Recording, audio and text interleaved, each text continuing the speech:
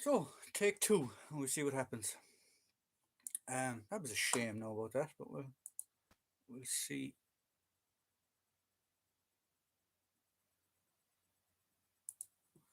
We'll see what happens this time now. Roger or Ranger. Hello, Ranger. Welcome back. It's a shame about the live. We'll see. Wait, no, we'll see the lads start coming back here. Hopefully. Um.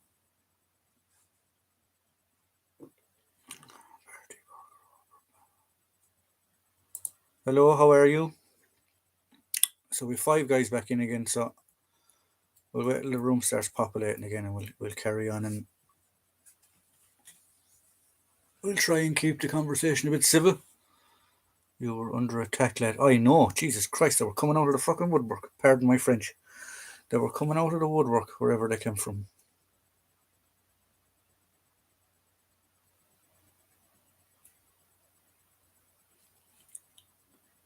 What is this now? You see me. Right, that's it now. So we're all back anyway. So 6 of the lads back. Hopefully we'll get more people back in again. That got strange. That got very, very strange. My channel on Trans Lives Matter. What the hell is that about? Right, where do we go? Where do we see what we can do about this?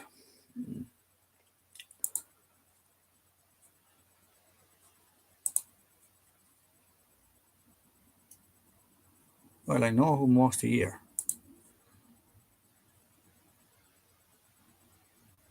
Oh, here we go again. I don't know. I don't know what the hell happened. There was strange people just started jumping on, and look, here we go again. Like, we'll try and block all these ones. We'll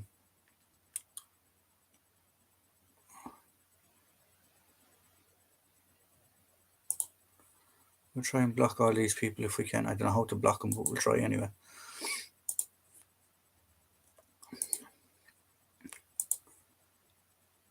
It's a bit unfortunate, really, isn't it?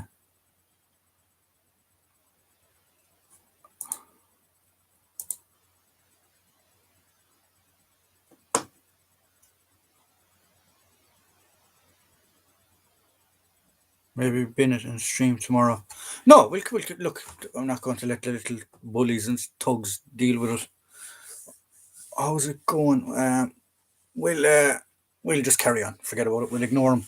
I'll ban them when I see them coming up along. They'll eventually get the message. There's another one. Bye bye.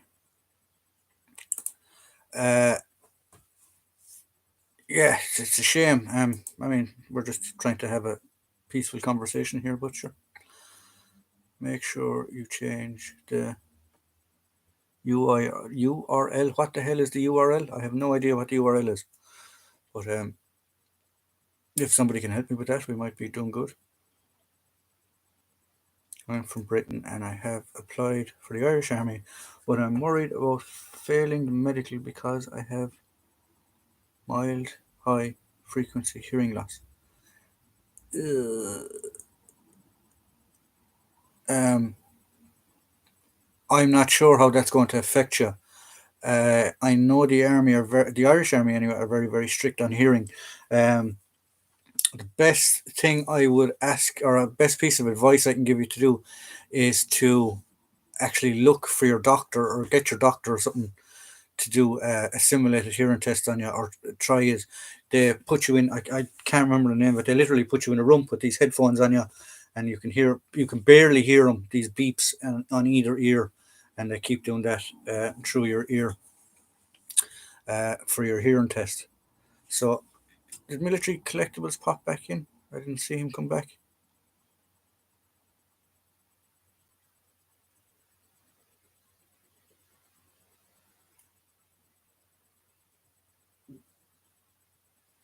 So I'm half blind, and they were willing to take me. There you go. I mean, yeah. We had a guy. We had a guy as well that passed his medical with flat feet. Uh, so yeah. So I mean, like It happens. Guys sneak through the paperwork or the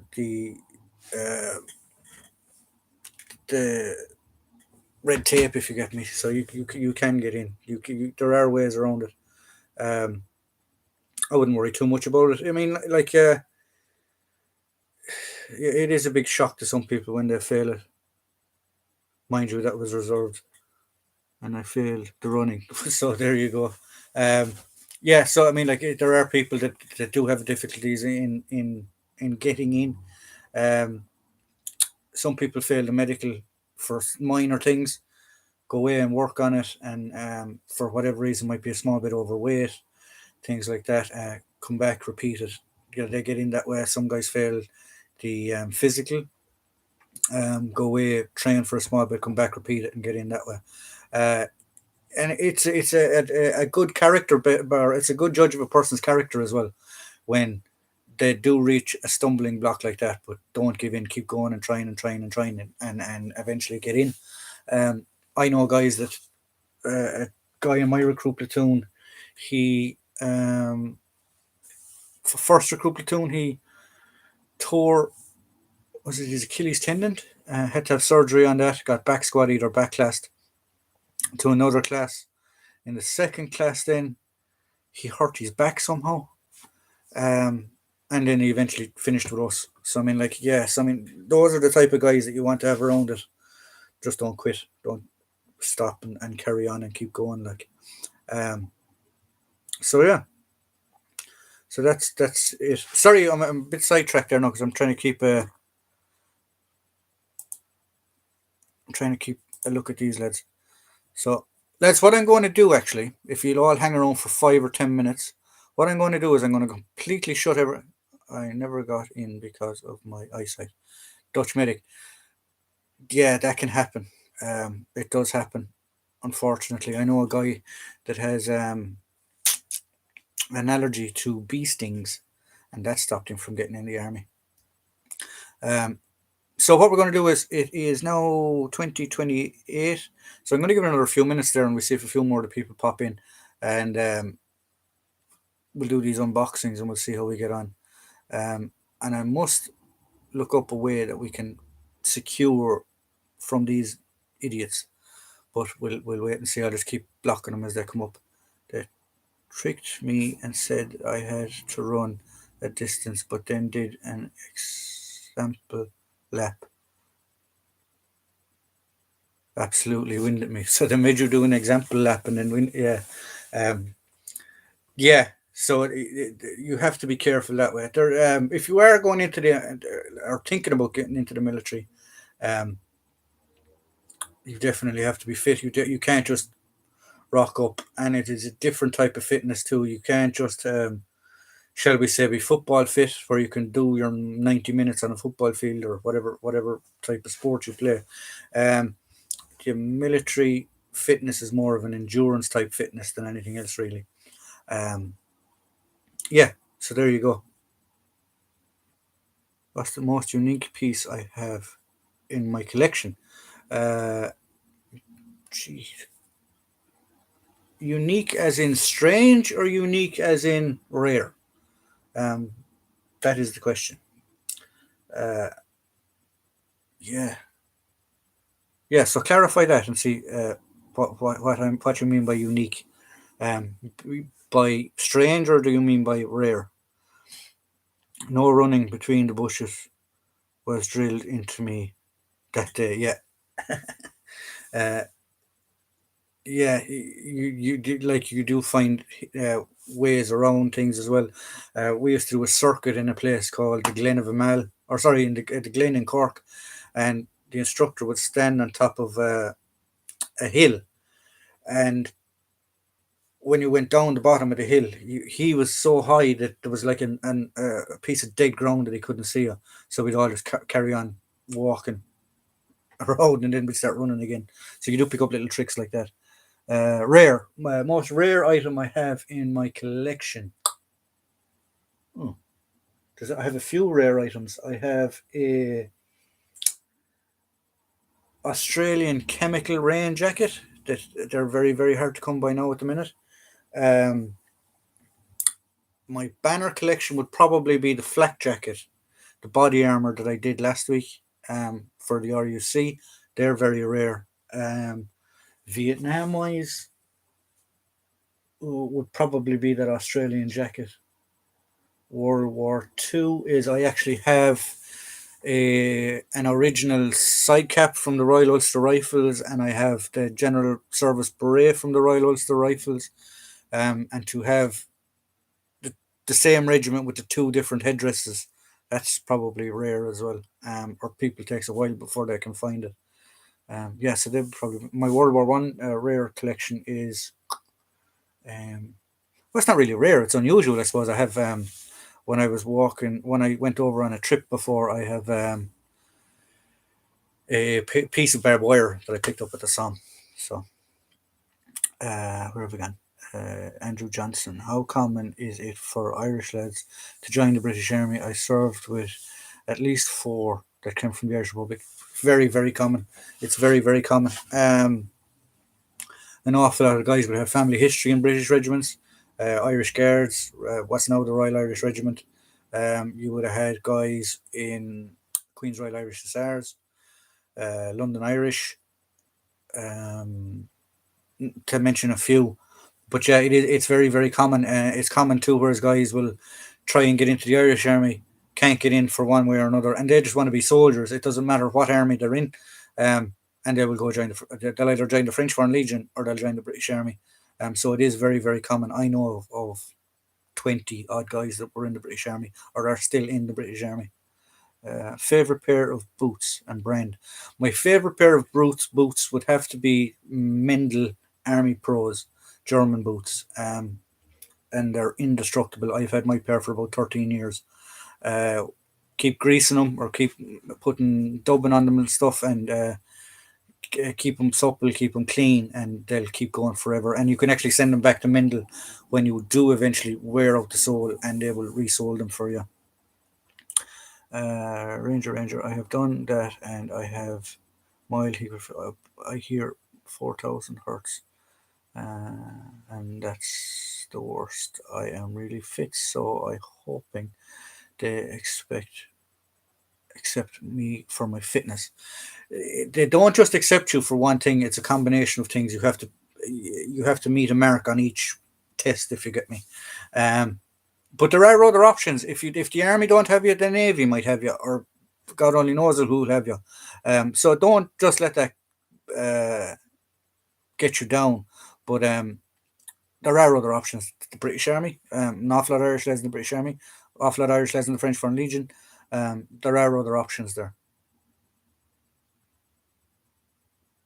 Um, do I also have a World War Two compass? I don't have a World War Two compass. I have a. I actually don't know what date my compass is. Wherever it is, it's up there. I think it's around the 50s. My Stanley one, but I don't have a dated World War Two one. No. Serve with chaps from Irish Republic whilst attached to the First Royal Irish and the Royal Logistics Corps. Yeah, exactly. There's guys from the Irish Republic everywhere. I can remember hearing a story of didn't it happened on my one of my uh, trips to the main UN headquarters in Lebanon, which was called Nakura, and the boys were sitting in a bar. A couple of French guys walked in, and next thing, one of the French lads looked at them and went, "You're from Ireland," and we went, "Yeah," and he was actually from Dublin, who was actually in the French Foreign Legion. Um, so yeah, so they are around the place. They're everywhere. Do you know what brand Irish Army boots were in the 70s and 80s? Heard what they were made by a company called Tractor.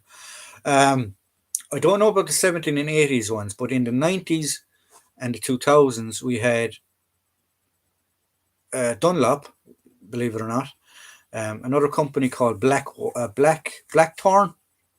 Um, they were another good boot. And then we started getting trial combat boots. Then shall we say? So they were our barrack boots, and then our first trial boots that I got were Hakes boots were the first trial boots that I got, combat boots. The other ones then were classified as barrack boots. Then we kept the Hakes, but they altered them. They would the first ones we got, that were very loose, and they would get misshaped and stuff like that. So they went back to Hakes. They updated the design and stuff on them, and they're actually quite good now. And then our barrack boots became Magnum. The canvas side Magnums were our barrack boots. Where have we gone? But the results can be better, as may the results on my newest audio different than the results on the oldest one. Yeah, I'm going to join the French Foreign Legion last year, but travel has banned, so I'm waiting to travel to France. Has eased. Yeah. The trick about the hearing test too is you can actually hear your own breath. So if you don't breathe, you open your mouth, breathe through your mouth, breathe in through your nose, breathe out through your mouth. You can feel your own. You can actually hear your own heartbeat as well when you're in there. So you do have to block these things out, and you do have to change things as well. So I don't know. The military collectibles come back. Um, I'm waiting for some of the old regulars to come back before I start doing this unboxing. So I'm going to give it another few minutes because of the hiccup we had, and we will do the unboxing then. For those of you that have joined and you don't know what the unboxing is, what I did is I got 2 packages today in the post of Op Banner, Falklands, Vietnam, and World War II items. So yep, you're there. So what we're going to do is I'm going to do a live stream. Well, obviously I'm doing the live stream, but I'm going to unbox these, and they're here beside me. I will show you the items. I normally do 2 videos of a week. I do the live stream on a Friday, and then I do a video on the Sunday. So this Sunday is already shot, edited, and it's ready to go. So not for this Sunday, but the following Sunday. So what I'm going to do is I'm going to give people a time in the comments that you could decide what you pick out of this unboxing for next Sunday's video. So is everyone happy with that, or has everyone got the idea? By chance, did you receive my email about? Yes, I did, Patrick. Thanks very much. I did receive it. I meant to answer you, but I was a bit busy. I think the bell ends have buggered off. Yeah, I think so too. Thank God. That's not happened before, but hopefully they've got the message. Hopefully now we don't jinx ourselves. Touch wood, and they'll all be back in again. Yeah, I mean, like, whatever. Let them off. Let them do their own thing. Just don't bother me. Don't bother the people I'm trying to talk to. So yeah, Falklands was there in '94, freezing. Do you know? Do you know where I would love? I'd love to go see the Falklands. I am. I don't know. I'm just weird when things like that. Like the Falklands would be my idea of a holiday. Going around, tramping around the battle site. Although I do believe there's still an awful lot of landmines and stuff down there that can cause you massive injuries if you find them. I might send an email to YouTube for Tech Ed. What? Teach Ed? Oh, I get you. I get you. You're going to report it. Very good. Thanks very much. Yeah, I'd love to go see something like that.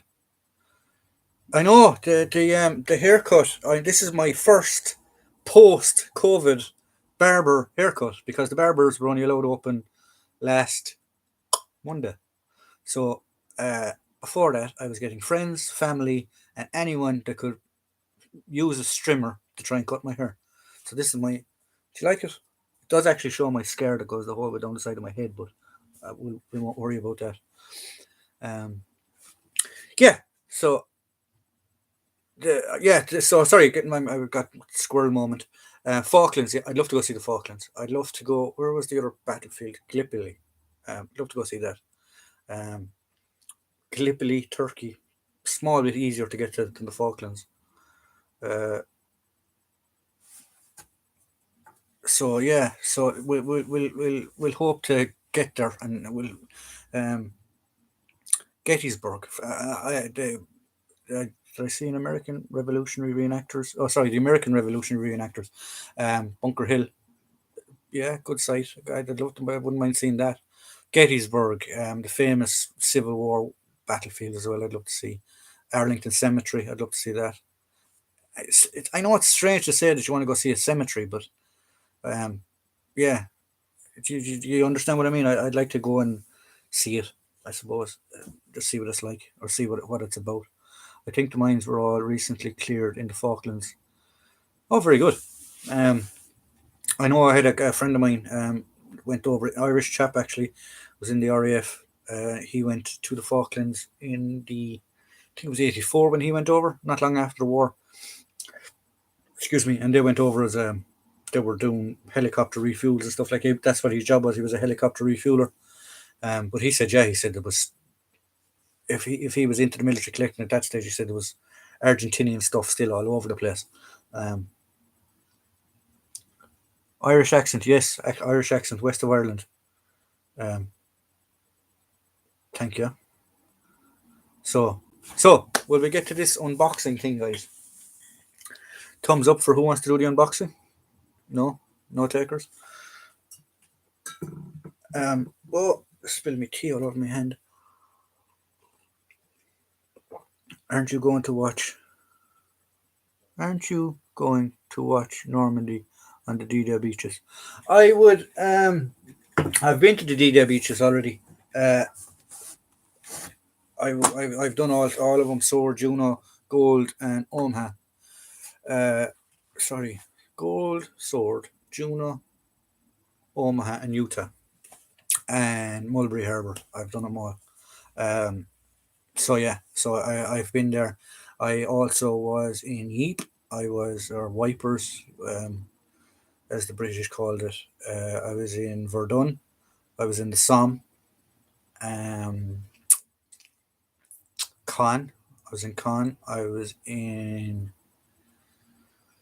oh Pegasus Bridge. What's the name of the proper name on Pegasus Bridge? Or sorry, I should say the French name on Pegasus Bridge. The Airborne Museum. I was there anyway. Um, so yeah, so we're going sideways. So I will get a knife, aka a bayonet, probably if I can find one, and we will start doing this unboxing.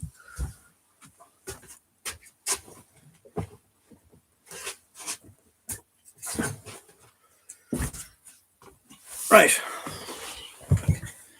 So M16, M7 bayonet. Um, Now I have the actual boxes opened, but I haven't gone through them. So uh, I do roughly know what's in them. Uh, so we will go through this bit by bit. Now, I hopefully won't stab myself in the head or the hand or something. Sorry about the noise there now. But we will try our best to get into this. He wrapped it well anyway, in fairness to it. Now, what this is, here, it is the second version of the Public Order Northern Ireland baton. Now, how you know it is the second version? The first version is rounded at the top, and this one is heavier, and I believe it's a bit shorter too. Yeah. So yeah. So there we have the baton. Now people will show you this. Oh, it's actually named Marsh. So does come from a lead and down. These came from a lead and down. I'm not going to say where they came from, but they did come from the north. Um, see the strap at the bottom. Is it for an officer in the Irish Army? Is it for an officer in the Irish? No, this was used for beating people in public order offences. It's a baton. But you see the strap at the bottom. People think you put your wrist through it. You don't, right? Because if you put your wrist through it and they pull at that end, they're either going to break your wrist or they're going to break your arm. So you put your thumb through it, put your hand over it, and you put it that way, right? So if you still somebody tries to get it, you still have control of it. But if you do need to let it go, it's easy to slip it off. So there you go. Paddy whacker. Yes, they are known as paddy whackers. Or potato mashers is another one. Got one waiting on it coming. It's a Mark 1. That's the Mark 1, I believe. That's the other version. There's another. I have actually seen these ones. where they will drill out the top here and fill it with lead to make it heavier, because this one is actually lighter than the other one. So yeah, Fuzzy has it for you. Oh, okay. So, Paddy Whacker, yeah, got one last month. Yeah, they're getting harder to get. So, oh, nice one. What this is part of a restoration project. Military Collectibles, you were asking about restoration projects. Well, here you go.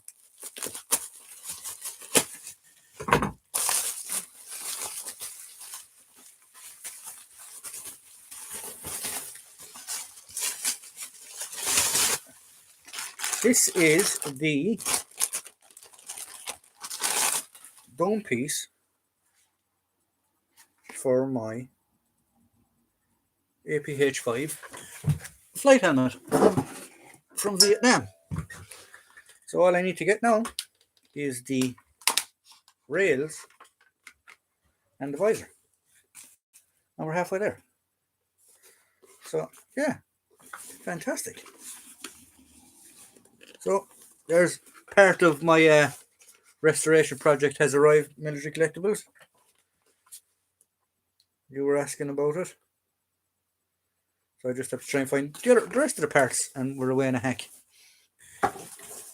Now, just move all the bits and bobs. Any more questions? Got one last month, Dutch Medic. Fuzzy has one for you. They are used in Iraq 2. They were used in Iraq 2. They were used all over the place.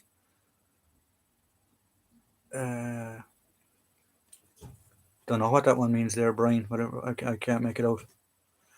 Yeah, it will make a fantastic piece for the collection. I need to get the rails and the visor and then the screw that goes into the top.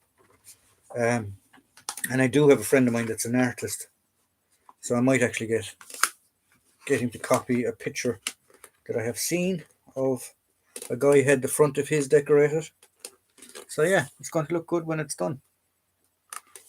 Perfect. Well happy with that now. So we'll get on to the next piece, and then we're nearly out of this box then. So what we have here is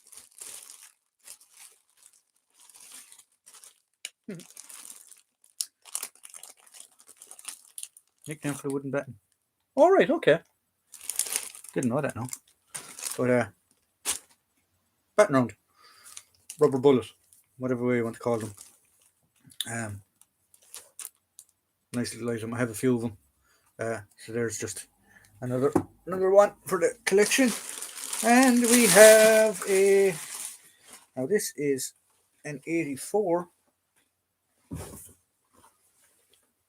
Yeah, an 84 pattern smock. So that's perfect. Now I actually have a second one of these, but one is for reenacting, if I hope to try and get into the reenacting side of this, and the other one is for a mannequin. I know that one is an 84 pattern, but that one is too small even for a mannequin, as you can tell. Just halfway up your sleeve. And the next piece we have in what's the most unlikely thing you have shown on YouTube which people have found interesting. Oh, most unusual thing. I showed people how to use a prismatic compass, and that and my RUC stuff is probably the most viewed item I have on my YouTube channel. And I didn't, when I was doing the video, I thought, yeah, I'm only doing this for the sake of doing something. So just to show what a prismatic compass was, and it must be helping people because it's got the most views, I think, on my channel at the minute. Prismatic compass one, military prismatic compass. Next piece is a 37 pattern webbing set for my World War II collection. Now I've just noticed, Military Collectibles, you might be able to help me with this one, but there is no piece on the suspenders to keep it together. So I don't know what date they are. They're marked. There's some type of a marking in them, but I don't know. Can you make that out? So that's them anyway. The belt has a marking on it that's been scrubbed out. And the pouches are... Well, that one's 1941 anyway.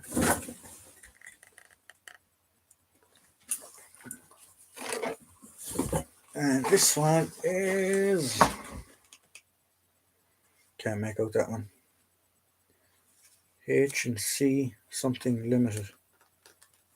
It's smudged. Whatever the date on that one is smudged. But yeah, that's perfect, because these are going to be for my World War II reenacting, so they will be getting blancoed. I'm missing a bayonet frog, and I'm missing the entrenching tool cover. And then that's that complete. So that's perfect. Another thing. Where are we going? Mine has been showing how we attach the German belt buckle to the leather belt. Yeah, it's the simple things for some reason that get a lot of the views. Probably the other ones that I do that get an awful lot of views on is how the equipment, what stuff was actually in the equipment, in the webbing and things like that, how they were packed. They get some views as well. Is the webbing World War II? Yeah, that webbing is 37 pattern. That's webbing. And if it's no, they never, no more. Well, someone's singing. 37 pattern. Completely. 1960s pattern would be used in the Irish Defence Forces mannequin in the 70s. Yeah, the Irish Defence Forces used the 37 pattern up until they got the 58 pattern. Before that, then they had the 08 pattern. So yeah. 1 second there, guys.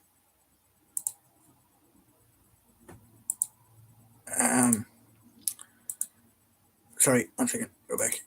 There we go. Yeah, totally lost my train of thought there now. Yeah, so the 37 pattern was used by the reserve up until nearly the 80s when the army got the PLC stuff. They got 58 pattern stuff, so that would have been used up until the 70s, 80s. Yeah, probably. What song stuck in my head now? I know. Yeah, what a donkey. I'm thinking there now. 37 pattern. Yeah, a pair of cross straps should have one with a sewn in tunnel for the other to pass through as an X. Yeah, it looks like it has two odd straps. Yeah, but yeah, it does. But we'll figure it out. We could doctor it maybe and sew another piece of webbing on there, because I said this is going to be used for reenacting and stuff. I have other bits that I can use to make up another set anyway. So this will be getting blancoed, which will probably be another how to do video. I'll show you how to blanco this. Now the brass work looks like it has never been painted. So yeah, so we'll get to that anyway. Oh, here's another one.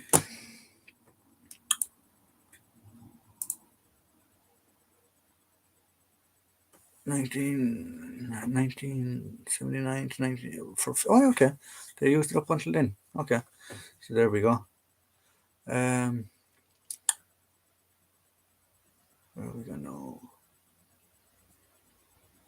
Yeah, song is stuck in your head. What kind of uniform from World War II are you going to wear? The webbing Royal Ulster Rifles or the 1st Airborne? Probably the Royal Ulster. I probably will do the Royal Ulster Rifles, and I will probably do both. I will do the 2nd Battalion, which was the airborne version, and the 1st Battalion, which was they were airborne infantry, and the 1st Battalion, which were, or was it the other way around? I'm not quite sure. But yeah, I will definitely probably do them, and the uniform I will be getting will obviously have to be the airborne version for the airborne infantry, and I believe it will probably be the 37 pattern type, or not. Yeah, 37, 38 pattern web or 37 pattern uniform. The first uniform they had anyway, because you do see them wearing that right throughout the war, and rather than getting the pattern 44 and this and that or whatever, it'll just do for the majority of it, because you do see historical pictures, whereas you see guys for one reason or another they haven't been resupplied or whatever, still wearing the same uniform. So there we go. Use the paint on the Blanco. Use the paint on Blanco from Soldier Fortune. It brushes on and is better for clearance than using Period Blanco. Yeah, I need to do a bit of research to find out. I think it's 97 is the best one. The color 97 is the best you to use to get you through the vast majority of the war. Yeah, the Soldier and Barry are pretty decent stuff. That's good. So we know where to go. Um, so yeah, so we'll uh, we'll carry on. That's one box done anyway. So move that over the back. We'll bring over the other box. Now this box is uh, completely yeah, the Soldier of Fortune. Right, okay, I've read that one. This is the soldier, or the mainly Operation Banner and Falkland stuff. So what we first have is a 68 pattern smock, with its what's known as the poacher's pocket on the inside. So this would have been used on the early op banner and in Falklands, the 68 pattern variant of the DPM, which is slightly different to the 84 pattern. But sure, we'll get there. We have just a general green general service shirt without the pleated pockets. Dated. No, it's not dated. It's named though. But he didn't give a date of issue, he just gave you service number. So we have that there. So next we have these, I believe, are the 84. No, this is the 84 pattern with the bellows pockets. Um, Combat pants. And I believe these weren't liked at all by the actual soldiers, that they would, as much as possible, still wear the 68 pattern pants because of the pockets, and that they didn't like the way they fit, so they would hold on to the 68 pattern if they could get to. They didn't like wearing the 84 pattern for some reason. If there's any of the ex lads that were there that served around that time, you can tell me if that's true or not. Um, so that was the 84 pattern pants. This is the 68 pattern pants. It should have it's got a field dressing pocket on the inside, on the groin, shall we say, and it doesn't have the bellows pockets. Um,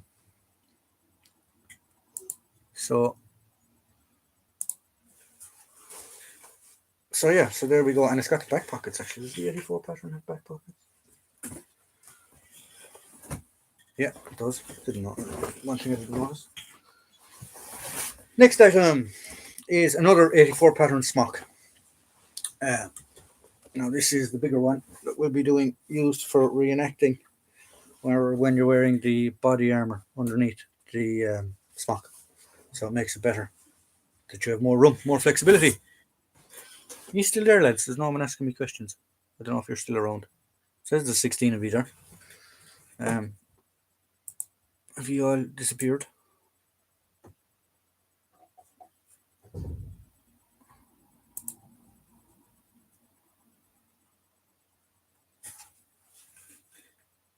I don't know. Yeah, just interested in listening. Oh yeah, you're all there. Okay, perfect.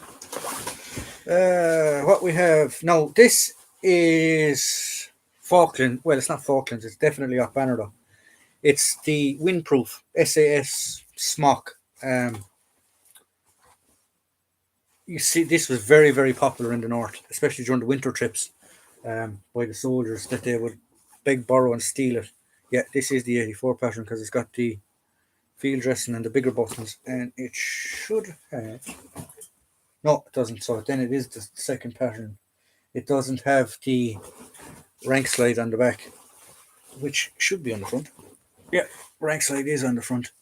So that would make it the post Falklands variant. So I should have a pants for that as well somewhere. Here we have a pair of lightweights, just plain lightweights, no pocket on the leg or anything. Were used a lot during up banner. Were used an awful lot during up banner for the summer if they got wet to light up, keep them light. Although I know an awful lot of guys would go away and private purchase cotton ones because the issue ones, if they got petrol bombed, would melt and stick to them. So yeah. So next we have, that is the pants for them. You should do a video of your intentions with the World War II webbing and also the SAS windproof. Yeah, I will. I definitely will. I'm hopefully going to do a comprised so far what I have got of my World War II stuff, including my caps, and to show you the actual collection that I have put together at the minute, and to get pointers on what I should get, what I need to improve on, and things like that. Especially if I am going to be reenacting, because you don't want to be standing in the field at a show and some bold counter or weekend warrior coming up to you going, "That's wrong." So yeah. Now these are the pants for the windproofs. So I'm going to have to look at the batch numbers and stuff to work out the dates on them. Yeah, so I'll have to, there's no date of manufacture on them. So we'll have to work on that. Now, the piece de resistance. Any of you know what that is? Quiz, lads, quiz. Tell me in the comments what you know what this is. Now, this was seen being used in the Falklands. Where they got them, I don't know.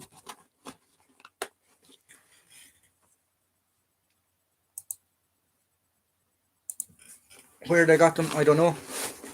But they were definitely used in the Falklands, and you do see them being used on off banner as well also. So anyone have any idea what it is? Do I have to tell you? Military collectibles, do you know what it is? Andrew, you know what it is? And it's got the frame, and it is properly attached.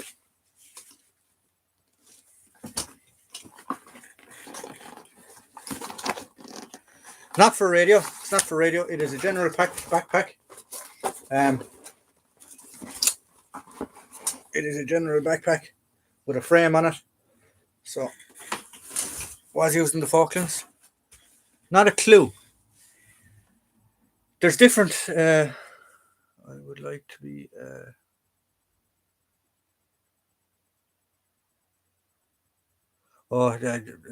I don't know how you'd make. How do you make a moderator on this thing? We should figure that out actually the next time for live. So I don't add moderator. There we go. You can be a moderator. Military collectibles. You can be a moderator. Where's Andrew? Andrew is there. You can be a moderator. No, do your worst, lads. Deal with them. So right. It's what's known as the SAS burger. That's what it is. General service rucksack. Yeah, they became general service for the paras and became general service for the Marines. But at the time of the Falklands, they were only trial, and the only ones that had them were the SAS. In any of you remember the film? We talked about films there. Was it last week? An Ungentlemanly Act.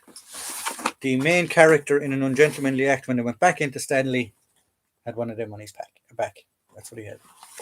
So there we go. Oh, and now for the bag of bits. Stan isn't in tonight, so he's going to be upset that he didn't see this one. We have a German Panzer Beret from 19. Sorry, where am I gone? I don't know. I don't know where the date on that is. They normally date their stuff. There we go. German Panzer. Also, I volunteer to be a mod. No problem. There we go. Jesus, you all want to be moderators. Sorry, I'm only making moderators the guys I know, or the guys that have been here for a few goes, shall we say. So Podrick, you're a mod now. Andrew's a mod. Miniature Collectibles is a mod. That should keep us going for a while. Been blocking these lads. Very good. You go at it. So we have another black beret, unbadged, which I want to make up something with. So that's another one. Then we have rifles. Are any of you former rifles? They're rifles cap badge that has been stitched onto the beret because the back piece of it has actually been broken off. So yeah.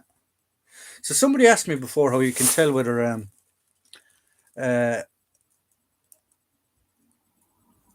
Roger, how have you been blocked? I can't believe the prices of these West German beret badges sell for now. I remember when they were more than 50. Yeah, it's crazy. What do you have? 90s or Royal Hampshires? I don't know. Anyone tell me? Because somebody was asking me before how you can tell whether a beret has been used and stuff. And with this one, it's quite simple. The lining has been cut off and it's very, very heavily sweat marked. So this has been a guy's working beret. And what he has actually done is where the badge is supposed to fit here, it's actually gotten ripped off somehow. The badge got ripped through. So he stitched it onto the other side. So then this piece then, shall we say, where the beret should be, is in the fold under his head for when he's wearing the beret. Now, it's obviously got a smaller head than I have, but that's what it is. So I'd say it was probably a cadet's beret or something. But yeah, I think that's the rifles. I'm not sure. Now the more I look at it, it doesn't look like the rifles. I need to look at the rifles cap badge. I do have a rifles cap badge somewhere. So yeah, so that's that one. This then is the famous 80s DPM cap that you see a lot of the guys in the Army of the Rhine wearing. Is there a date of issue or not? No, there is not. Field hat service. So it's a field hat service, according to military lingo. That's what that is. Next, we have the Prince of Wales Regiment. I believe they're being disbanded now. I must check that one out. Yeah, Prince of Wales. And there's a Latin motto on it. But so, any of you know anything about that? Breast size small, dry clean only. Now this is a Royal Medical Corps, but obviously because of the colour of the beret, they were attached to. I don't normally put on berets, but they were obviously attached to the airborne of the American or the British. I'm not sure. As far as I'm aware, the maroon beret is given to everybody that is in air assault or air paratrooper division. It's not actually a qualification to say you're a paratrooper. The wings that you wear on your sleeve are to say that you're a qualified paratrooper. I believe. Don't get me wrong. So I believe if you pass P Company, you're entitled to wear the maroon beret. I believe, and then you go on and do your parachute training. So that's my understanding of why you will see them with different cap badges. Light infantry cap badge. What's a light infantry cap badge? Let's look at that one. So, where have we gone? Blue beret with a line on it was a Hampshire beret. I know someone in the UDR as well. The Royal Hampshires. The Wales was great in the 80s and 90s. Okay. The blue beret with a line on it was Hampshire Regiment. I don't have one then. I do have a UDR beret though. I don't have a Hampshire one. Light infantry cap badge. Oh, it's a light infantry cap badge. Very good. Paras. I do have Paras berets. That is, by the look of it, it's the Royal Army Medical Corps that was attached to the airborne. Um, so if that's picked for the video, um, I'll find out a definition of the maroon beret, so or the red beret. Do you get to keep your uniform beret after leaving the army? I did keep my beret. I kept my number ones. I do believe I have a DPM smock somewhere that I just kept. Um, that's about it. That's about all the army stuff that I really kept, or the Irish Army stuff I kept. Um, because with the Irish Army, it's strange. They don't. Well, it's not strange. There's laws behind, and there's a reason behind it. They don't sell surplus because of the troubles in the north and stuff like that. So when you join the army, you come with nothing. So when you leave the army, you leave with nothing. That's the way they look at it. But I do have some bits and pieces. I actually have my berets and stuff down there. PYO cap edge. PYO cap edge. Sorry, you have to. I'm not sure what that abbreviation PYO P or PWO. Prince of Wales. Prince. I'm not sure. Um, much like the Soviets, many groups like the Navy Border Guards would wear para beret pins, but only the VDV would wear the blue beret. Okay, yeah, so there are different things to it. Now, next we have a bag of bits. So we have another cap badge that I don't know what that is. Some type of Lancers. Anyone in the audience have any idea? It is a beret. Yeah, because it's got the pin on the back. We have some Navy epaulets.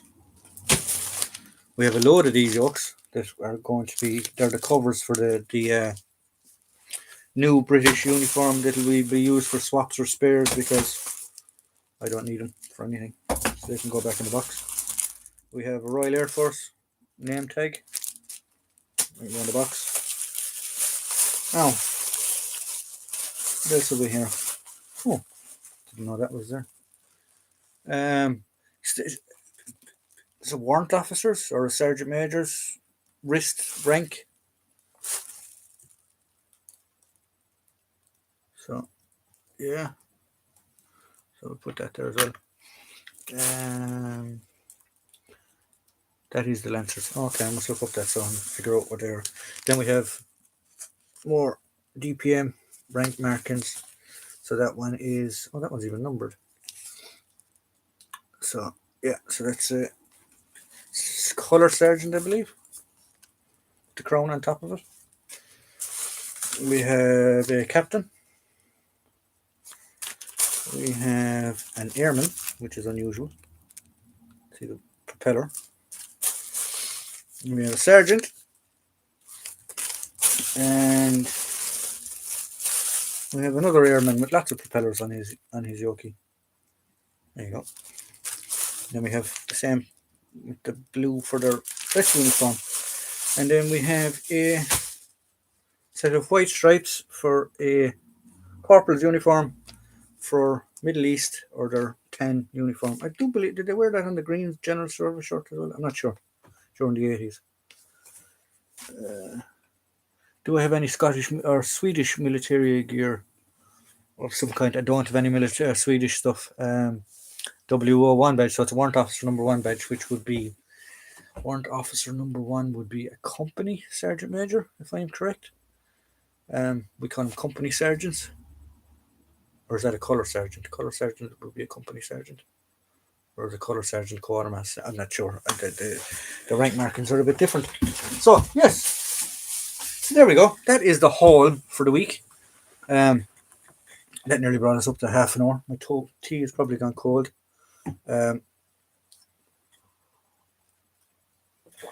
So I must say, actually, you moderators seem to be doing a good job. I haven't seen anyone pop in being a twat in a while.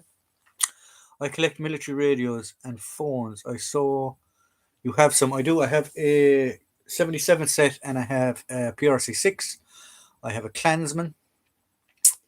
I have a, what's that one called again? Pocket phone 70. So I have a few of them. Yeah, so there's a good cross section of items there. As I said, I'm trying to limit my op banner, and I have enough stuff now that I believe that I could, if I wanted to get into go to a show in the morning to do reenacting, believe I have enough that I could pull off a good representation from the Falklands and from op banner. I definitely could pull off one from op banner.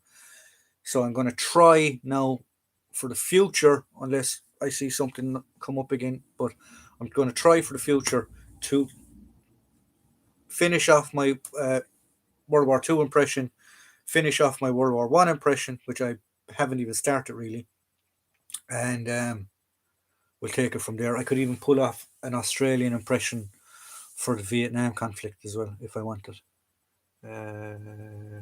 Any Royal Military Police stuff? I do have Royal Military Police stuff. There will be a mannequin on parade coming up of a military policeman in op banner, so stay tuned. I do actually have Royal Military Police stuff. Regimental Sergeant Major would be W01. Okay, perfect. Thank you. Thank you, Brian, for that. Really nice selection stuff. Yeah, any RMP stuff. I do have some Royal Military Police. Just a quick one. There you go. It's missing its red cover. I must get a red cover for it, but yeah, so that is a Royal Military Police.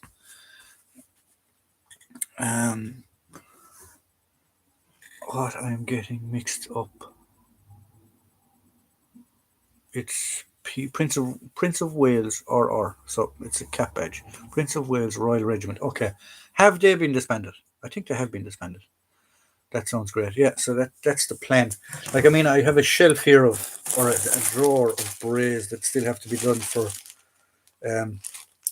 headdress of the world. So I mean, like, I have Australian SAS, I have Australian engineers, I have done that one. That's the medical officer attached to the Royal Irish Rangers. For the Royal Irish Regiment, I have the Marines, that's done. UDR, Ulster Defence Regiment, I have a selection of those. That is the Mercian Regiment, I believe. Not sure. I need to check that one up. Irish Guards, I have that one done, I think. That's my original General Service cap for the Royal Ulster Rifles. Royal Irish Rangers, Queen's Royal Irish Hussars, Belfast University Officers Candidates, my side cap, my original side cap, Royal Ulster Rifle, sorry.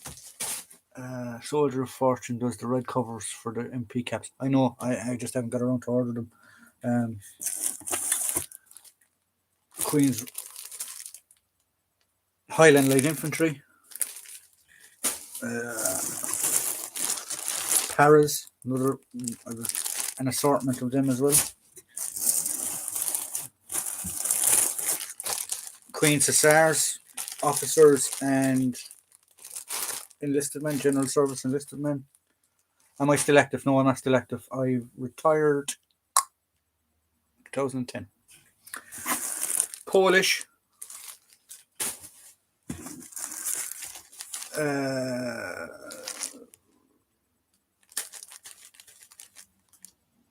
RAR, Royal Australian Rifles. Royal Australian Regiment. RAR. God, I can't remember. How bad is that? Do I have an op banner potato masher? I do. I have a few of them. I have one there. That's the Mark 1 version. And then I have the Mark 2 that we showed earlier on that came today in the shipment. What's this one? Oh, that's another disbanded regiment. I can't think of the name of it. British regiment. So yeah, and there's more still to come. There's more still in there. So yeah, so they all have to have videos done on them. What other videos are coming up? There's the female RUC officer's uniform. There's the UDR dress uniform. There's the Irish uniform during the 80s coming up, and 90s coming up. There is the British soldier prior to the 95 upgrades in the north. Really impressive. That's only a quarter of it. There's more stuff. There's more stuff here. There's more side caps. Like we have Australia or American paratroopers. The only two German items that I have. We've talked about them before.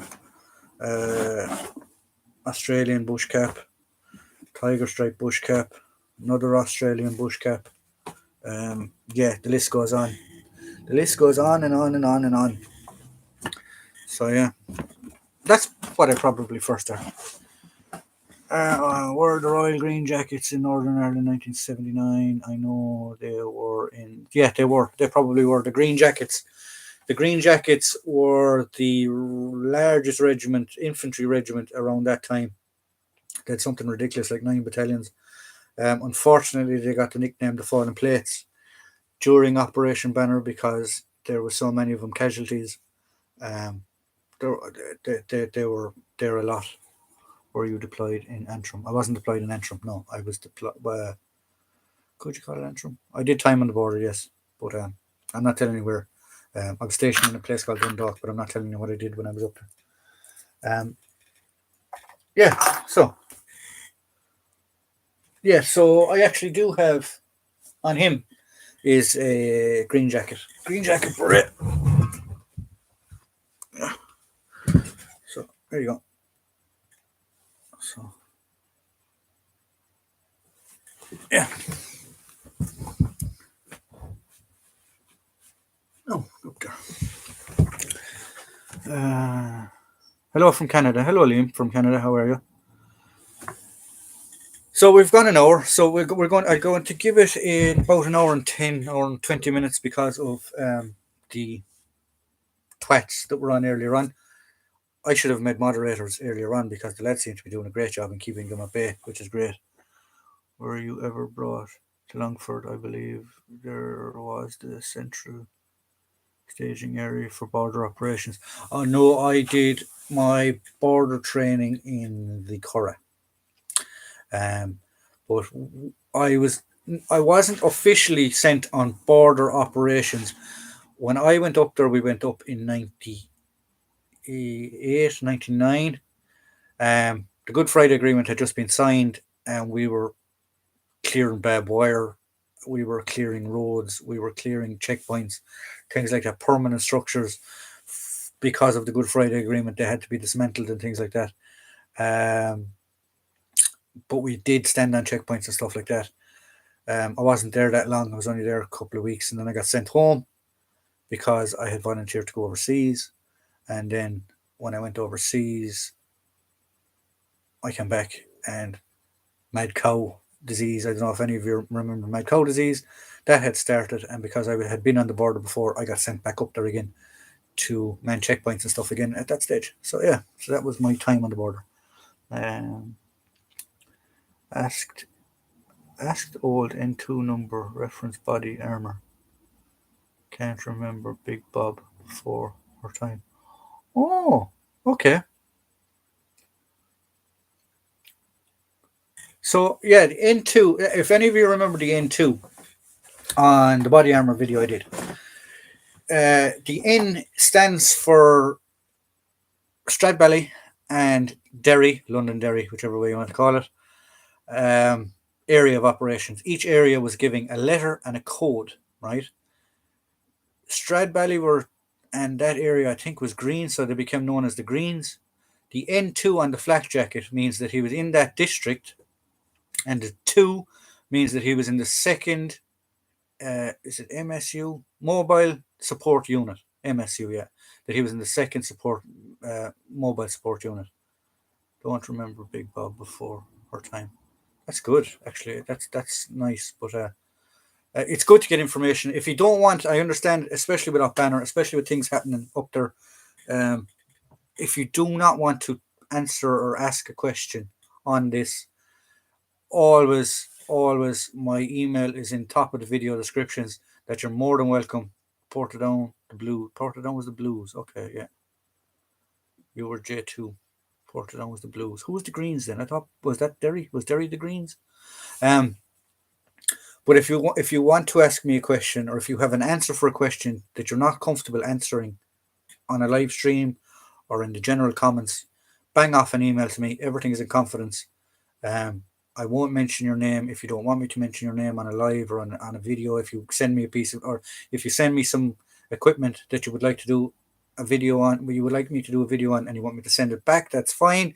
If you wish to donate it to the collection, that's also fine.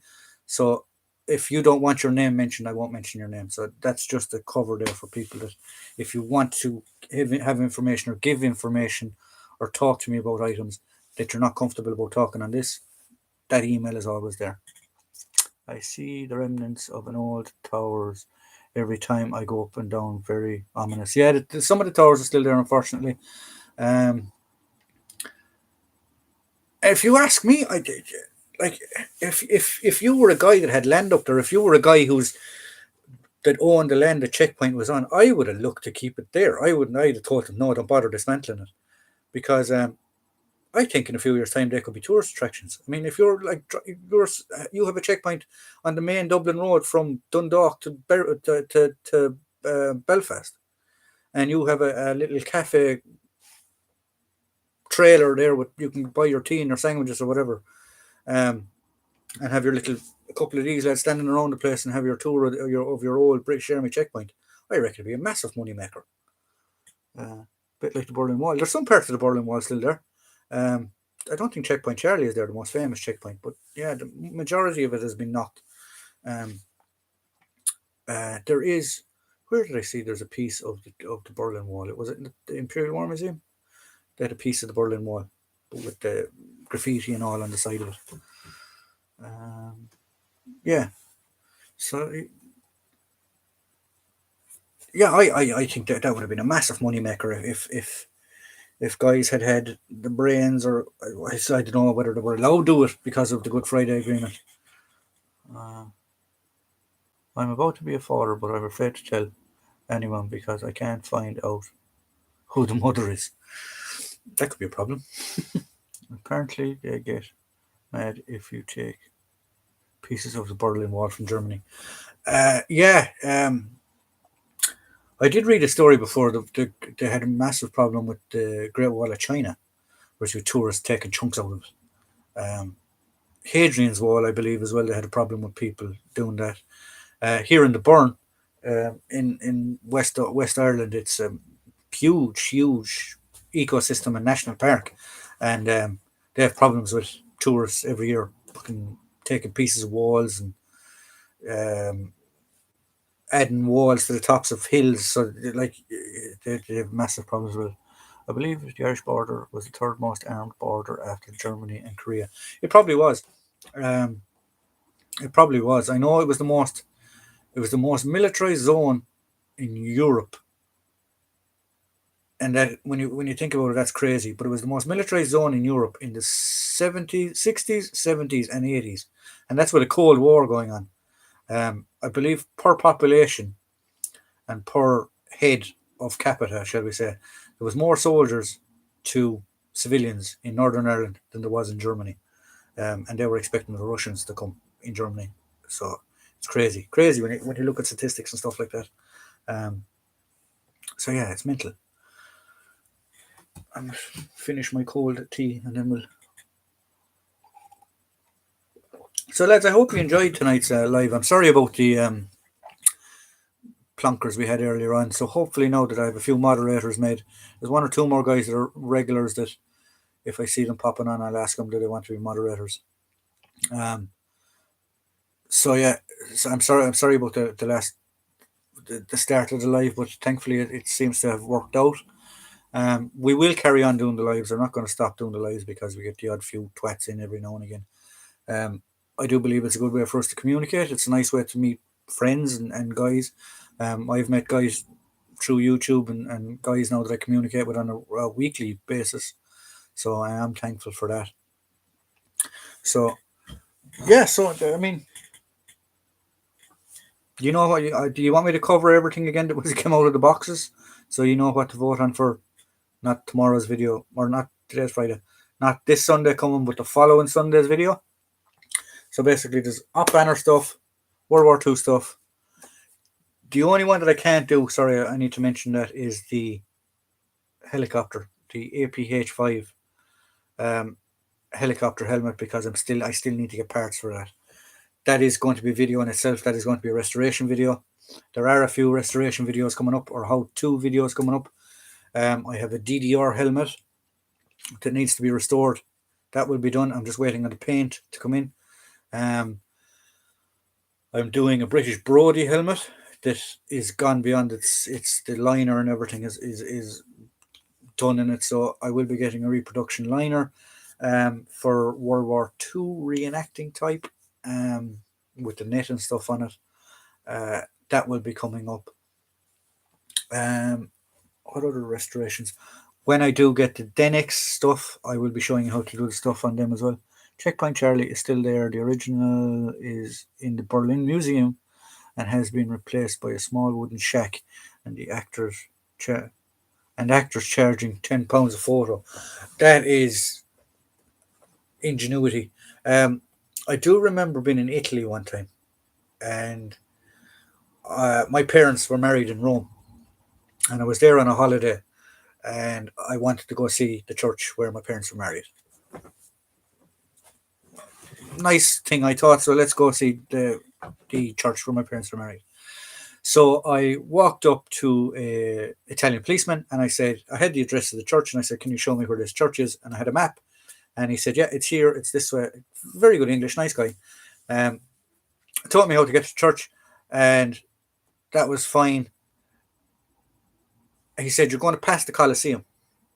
He said, when you pass the Colosseum, he said, you'll see guys as gladiators, dressed as gladiators or Roman centurions and stuff like that. He said, don't stand. If they ask you to take a photo or do you want a photo taken with them, say no. Because what they will do is you'll stand in with your camera like that trying to take a selfie with this centurion or whatever.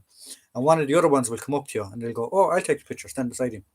They'll take the picture and they'll put their hand out and they'll go, €50, €30, whatever. And they won't give you your camera back unless you do it. So that's a tip. If any of you are in Italy, just watch out for that. Good crack as always. Shame about the idiots, but that's YouTube. People with no uploads who only exist to cause crap for others. Sounds like you have a good few projects in the pipeline, and you have a few good projects in the pipeline. I need to start getting them all sorted. Um, I'd love to get over to you and see the Imperial War Museum at some spots in Ireland. When traveling restrictions, most of my grandparents are from the north. Yeah, I mean, I was watching the news today. They're talking about doing this travel bubble between the Ireland and the UK, and I think they're going to run that for a while until they see whether they'll open up to the rest of Europe. Because of the Good Friday Agreement and because of other previous um, treaties in the past, shall we say, Ireland and England still have the common area of travel between the two of them. So I could go to London, whereas I don't know if somebody coming from Spain going to London, if there's not any restrictions on them. But for us at the moment, there's no restrictions. Now, I still need to have reasonable or a good reason to travel at the moment. But after that, we still have freedom of travel between the two islands. Excuse me, the big island and this island, shall we say. I try to be politically correct for everyone out there. Um, yes, so that's that question answered. Yeah, so I'm trying to think of any other things in the pipeline. There's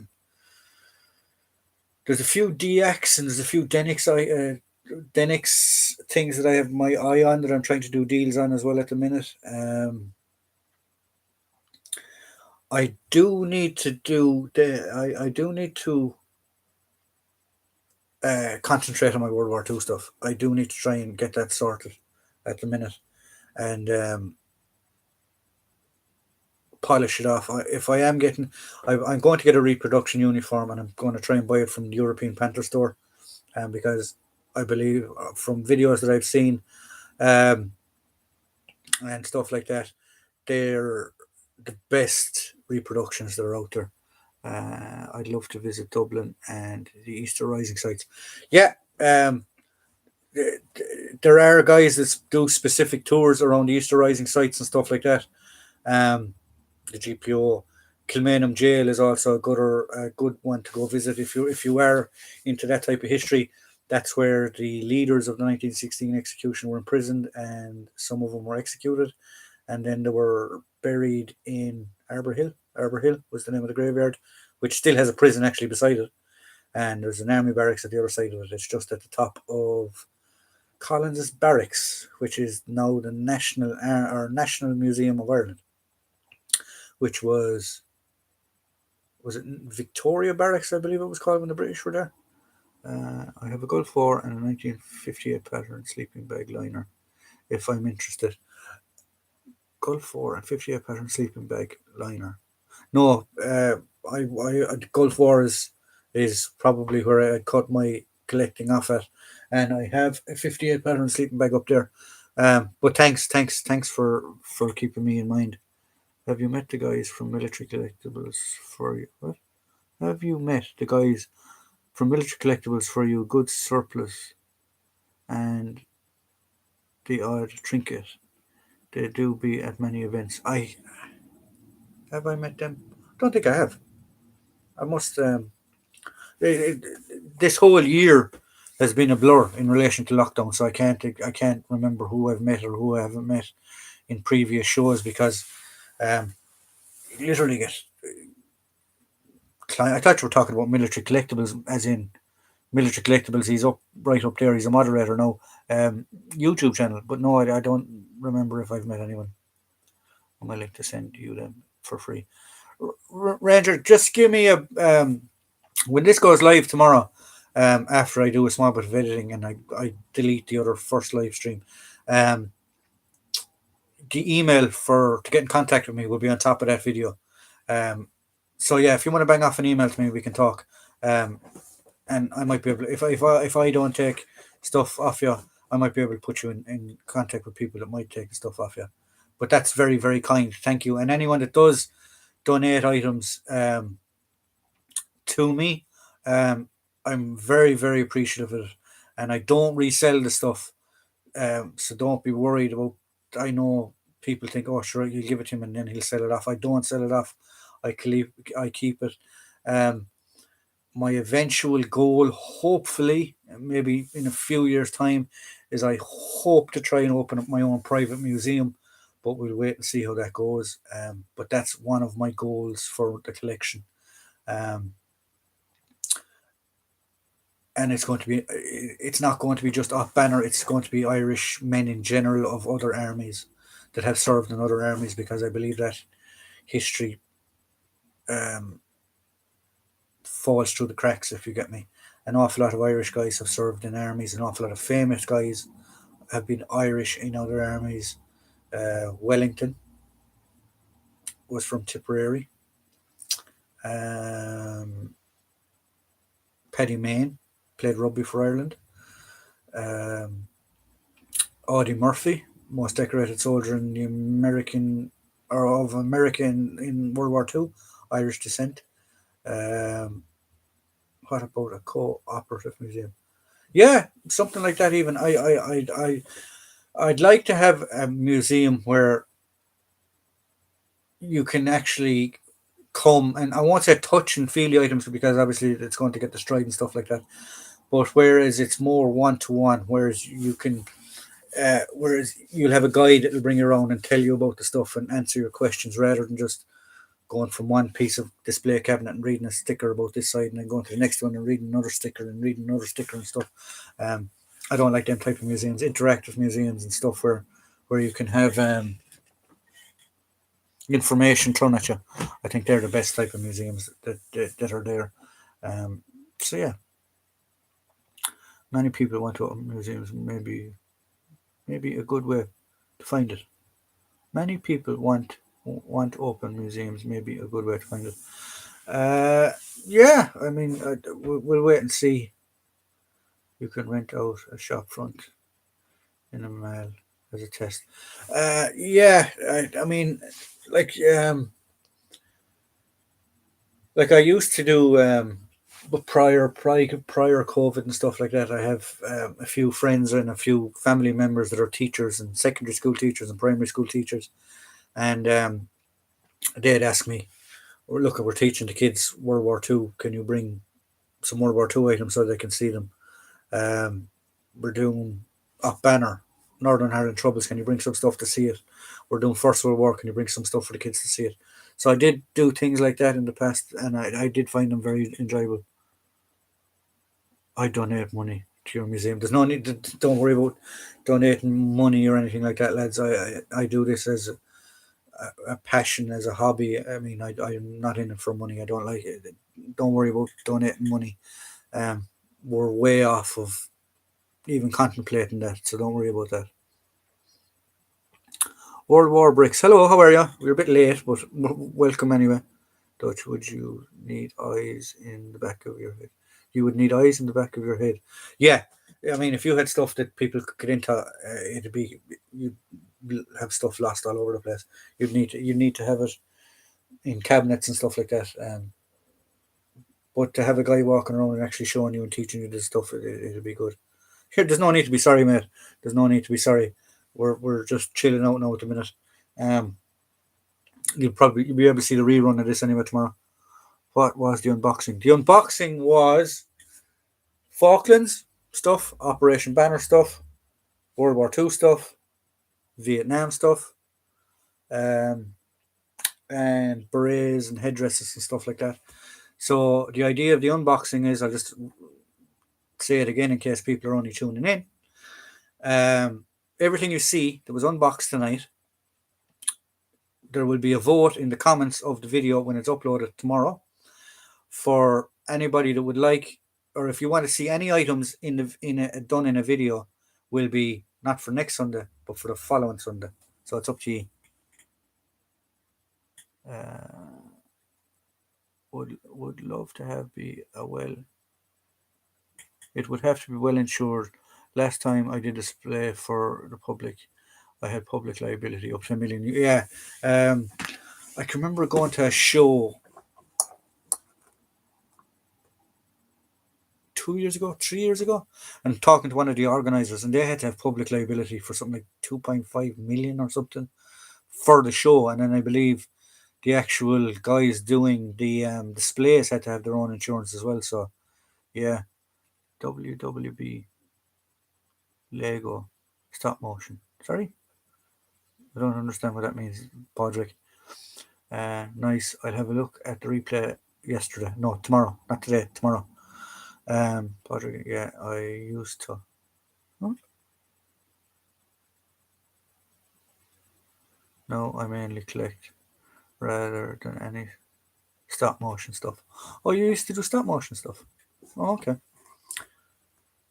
Sorry, tomorrow. Yeah, no problem. Uh, was it you that used to do the Lego? It was you that did the Lego battles. That was very impressive, actually. Are the Irish Army well trained? Yes, they are. The Irish Army are superbly trained. Um, very, very well trained. They they have their own training syllabus. They took parts of the British. They took parts of the American. Um, their basic training would be not far off of the Royal Marines. I think it's 32 weeks. Or sorry, not 32 weeks. 8 weeks and 12 weeks. Yeah, it's not far off of 4 months, 4 or 5 months, their basic training. And then that's only your basic training, depending whether you go to infantry, cavalry, or artillery, because you have to go to one of those three units before you go anywhere else. You have follow on training. So you might have advanced infantry tactics if you go to an infantry battalion. You'll have your driving courses if you go to a cavalry battalion, and then your gunnery courses. And then if you go to an artillery, you'll have, whether you're 120 mortars or 155s, you'll have that training to do as well. Yeah, I did. Oh, very good. They were cool videos. I like them videos. World War II bricks. Nice to see you. I know you would finally get here. Oh, you know each other. Very good, lads. Yeah, those videos used to be cool. Took me a while. Very good, lads. Yeah, so those videos were good. Those Lego battle videos, I like them. So that's you who does them. Cool. Um, yeah. So back to the Irish Army. Yeah. So the Irish Army is slightly different, whereas you can't go directly into the engineers or the medics, even if you were miraculously somehow a qualified EMT or something like that when you join the army. Um, you still have to do your basic infantry training. You still have to do 2 years in a combat role, so that's cavalry, infantry, artillery. I still think it's the same. That was the time when I was there. That's what you used to have to do, and then you could branch off. If you were a carpenter or a plumber or something like that, then you could go to engineers, or if you had a interest in signals, you could go to the signals and stuff like that. So yeah, so you had to do it in one of those three schools. School takes up too much time now, unfortunately. Oh, you're still in school. Well, very good. Education is brilliant and very good. Despite not having the funding as Britain, they are still professionally trained. Yeah, they're very professionally trained. Um, when we started training, we started off at 44, 44, 45, and 12. 12 finished. Yeah, 12 finished. Of the originals. And then we had guys that came from other classes. I think there was 22 of us. 22 of us that finished, including guys that had came from other classes. So 22, yeah, so there was 15. 14 or 15 originals, yeah, something like that. Are we deployed anywhere on peacekeeping at the moment?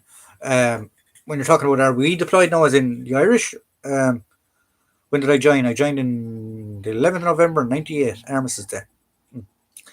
Uh, we are deployed. We have guys in Syria, we have guys in Lebanon, we have guys in Africa, we have famous wonders. First, second highest ranking female, or sorry, the second highest ranking officer is a female who has been sent to UNHQ in New York as a liaison. She went this week.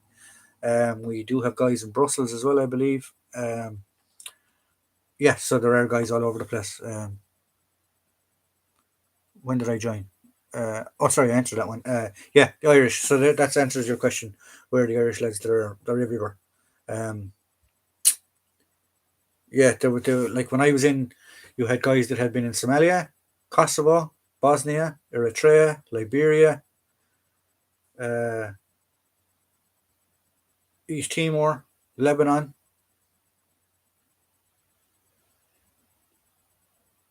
Yeah, there was missions all over the place. How many years did I do? I did from 98 till 2010, 11. By the time I had my pre-discharge leave and everything finished. Um, so what's that? Just under 10 years, just over 10 years, something like that. Right, so we'll give it another 5 or 10 minutes, guys, and we'll start finishing up. Um, there's a few lads there now, a few regulars that weren't in tonight, but sure, that's to be expected. Stan wasn't in, Simon or Rifleman Moore wasn't in, but sure, they'll watch the video tomorrow. As I said, I'm sorry about the hiccup we had with the start of it, but now that there's moderators around the place, we seem to be dealing with it as best as we can. Why does that camera look to one side? There we go. It's better. Finish my cold tea.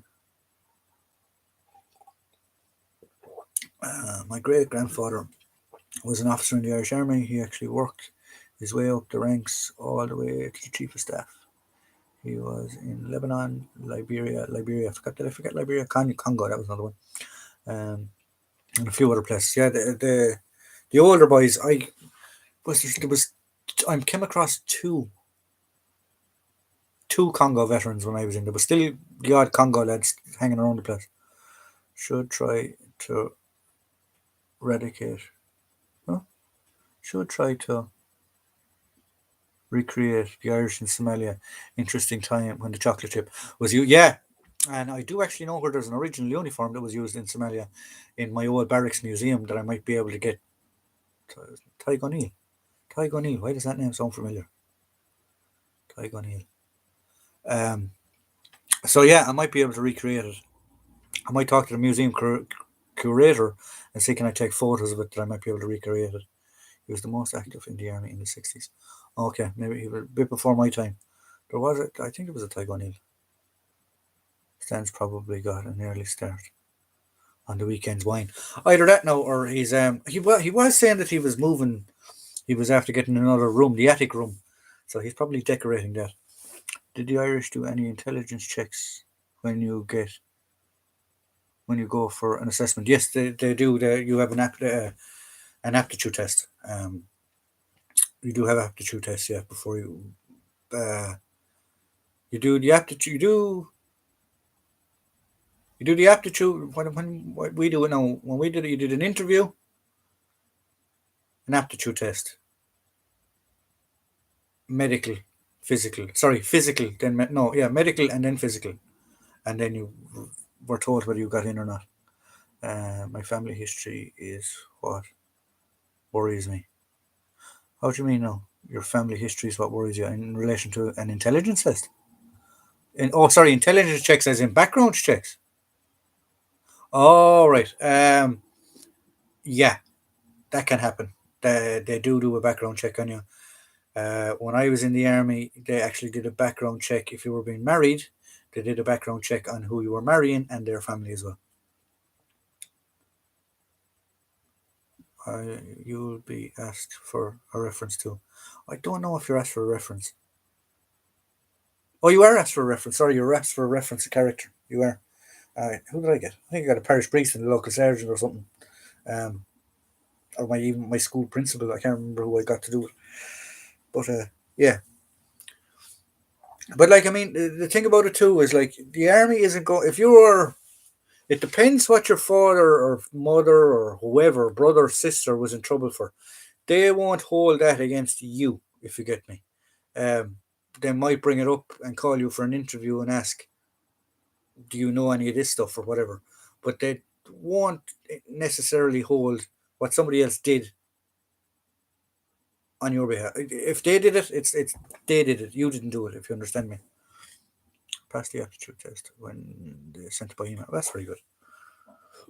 No, you can't have a political alliance. You can't be a member of a political party, and you can't have political views. Well, not openly, anyway.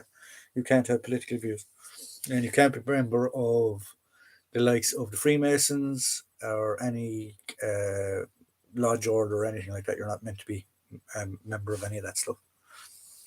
Um, you're meant to be neutral and impartial, pretty much.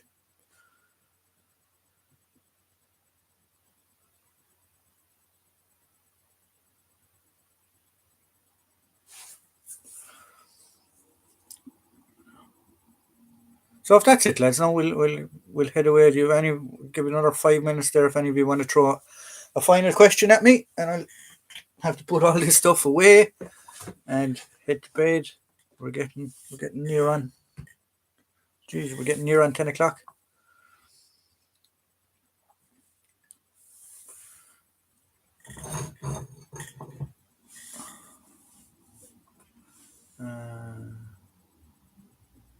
A lot of my great grandfather's stuff. His wife was great grandmother. I was still alive at 92. That's fantastic. I mean um, that family history is very very important. But I forgot how to do the maths questions in case they ask me to do it again. They want it, like, I won't say education isn't important in the army. Education is definitely important. Education is important across the board. But the aptitude test for the army is to find a baseline, pretty much. Um, so yeah, and obviously the better you do on the aptitude test, the higher you are on the list, if you get me, of call ups. Um, but it's to find a baseline. It's not to find out whether you're stupid or what. It's just to find a baseline where you are. Um, I may call it a night. So dinner is calling. Very good, project. I'll see you later. Army Bricks. She just got her vaccine. Very cool. Very cool. Can you join the Irish Army at 16? No, not anymore. You could. You can join at 17, I believe, which you used to be able to join at 17 with your parents' consent. You could join at 16 before as an apprentice, but the apprentice school is gone, so you can't join as an apprentice anymore. Um, yeah, so you can't join at 16 anymore. 17, I believe, is the youngest up to a few months. So it depends. Say if they're taking guys on November, if you're 18 in December. They'll give you that gap if you get me. I finally decided to try out one of my MREs. It wasn't all that bad. They're not that bad. The MREs aren't that bad. The rations have come on in a long, long, long way. Right, guys. So we're going to call it quits there. So thanks very much. Sorry about the earlier on the trouble we had with the trolls and stuff. But now, thankfully, we've some moderators around the place. We can deal with that. So remember, watch the live stream tomorrow or comment on the live stream tomorrow. Even comment on this video when it goes up. What you would like to see done for not next Sunday, the following Sunday's video. So thank you very much. See you again next Friday, 8 o'clock.